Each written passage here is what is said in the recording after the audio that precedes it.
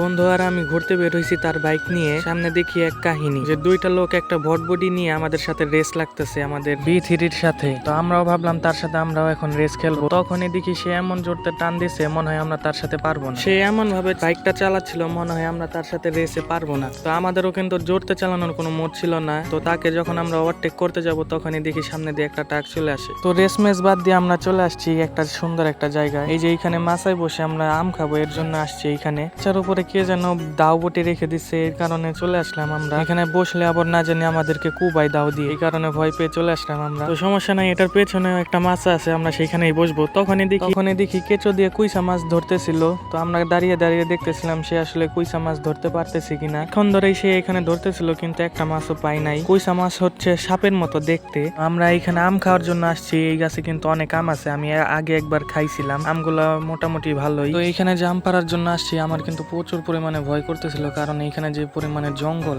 আর যে পরিমাণ সাপ থাকতে পারে সেটা ভেবেই তো আমার ভয় লাগতেছিল। প্রথমে এক লাঠি দিয়ে বাইরে বাড়িয়ে দেখলাম সাপ টাপ আছে নাকি, দেখলাম যে নাই। তারপর ফাল দিয়ে লাফ দিয়ে গেলাম, কারণ ওইখানে একটা গাথা ছিল আম গাছের নিচে। কিন্তু আমি অতটা ভিডিও করতে পারিনি কারণ আম পাড়ায় ব্যস্ত ছিলাম। কোন সময় সাপ মাপ এসে পড়ে সেটা নিয়ে আবার টেনশন। তো 5 মিনিট সময় ব্যয় করার পর মাত্র 3টা আম পেয়েছি। আজকের ব্লগটা এই পর্যন্তই। পরের ব্লগে দেখা হতেও পারে নাও হতে পারে, কারণ নিঃশ্বাসের কোনো গ্যারান্টি নাই। আল্লাহ হাফেজ।